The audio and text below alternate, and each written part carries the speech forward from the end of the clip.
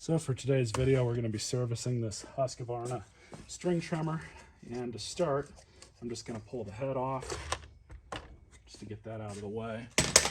So the first thing we're going to do is pull the exhaust apart a little bit just to check the screen. So we got to pull off this cover. Now the owner told me that this machine would only work in full choke. It would only run. As soon as you took off the choke even a little bit, it would just bog out. On any 2-cycle machine, it's very good practice to check the spark arrestor screen, just because they can get clogged up with carbon and that will affect how the machine runs. So I'm just going to take off these 4 screws.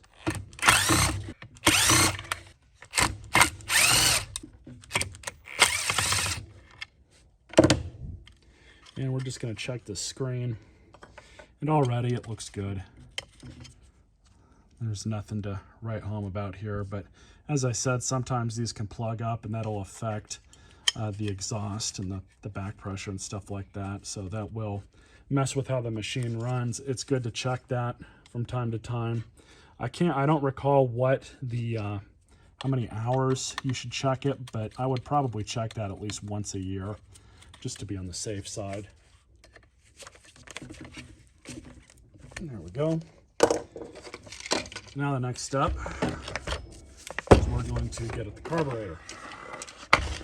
And this is pretty simple. We're just going to take off the air filter cover. This filter's still good. If I have another one, I'm going to replace it. 5/16.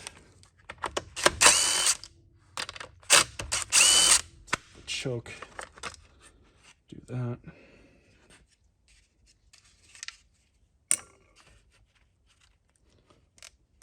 The fuel lines are actually still really good, so I'm not going to replace those. I don't even think this machine is that old. It's 2019. Yeah, they're still good. Primer's still good too. But on these, we're just going to check the diaphragm, because that's typically what goes wrong with them. And that is going to be right under that little cover right there. And we're just going to pull these screws off.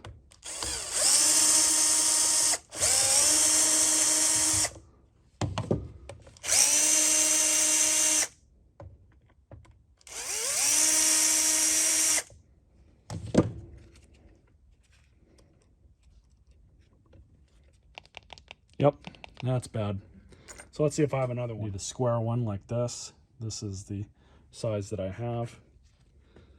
So set that aside. Not supposed to do that.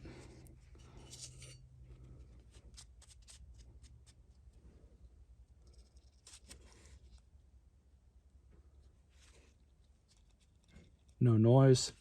Perfect diaphragm.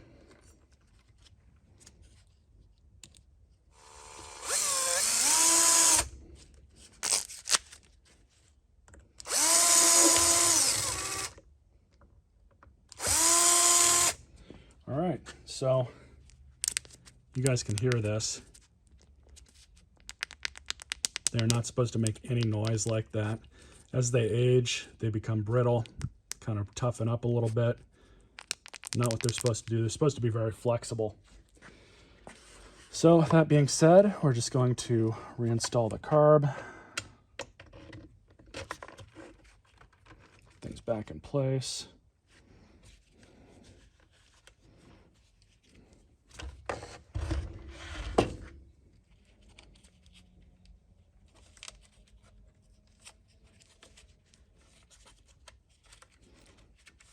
That throttle wire is back in, so pull that.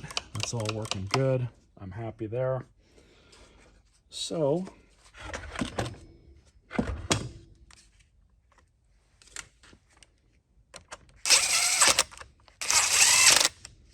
I'm going to clean up this air filter. I don't have another one of these on hand, so I'll tell him where he can get one if he wants to replace it. But just for now, I'm going to put some gas in this, gonna put some gas in this, clean this off a bit with the vacuum, and then I'll meet you guys outside. All right, so it's got gas in it. Just gotta prime it.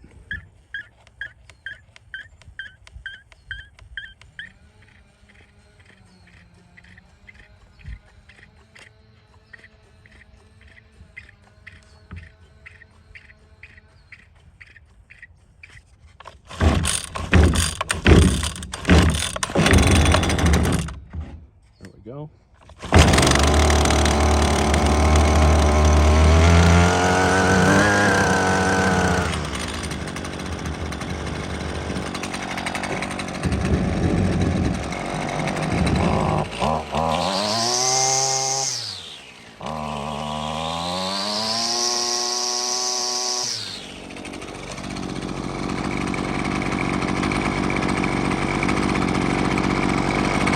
Looks like we're gonna have to adjust the high side a smidge. No big deal. All right, so I've got the proper tool. And turn it back on. We're gonna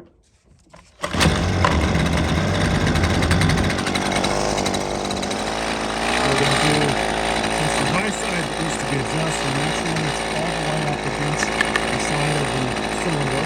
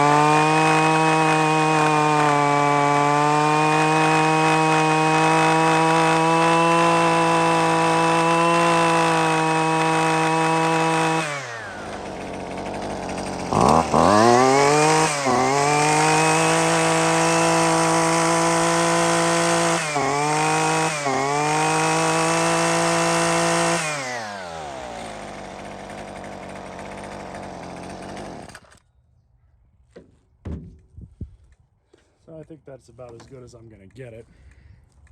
Unfortunately, when you start messing with 2-cycle stuff, you can never really dial them in 100%, it seems. Now, it is worth noting that this is the California model, so the restrictions on the emissions are a little bit different than you would see in the other 49 states. So that's unfortunate. That does affect how a lot of 2-cycle equipment runs here. Simple Google search will show you all that information you need to see. But other than that, runs good enough. He'll be happy with it. Stay tuned for more videos.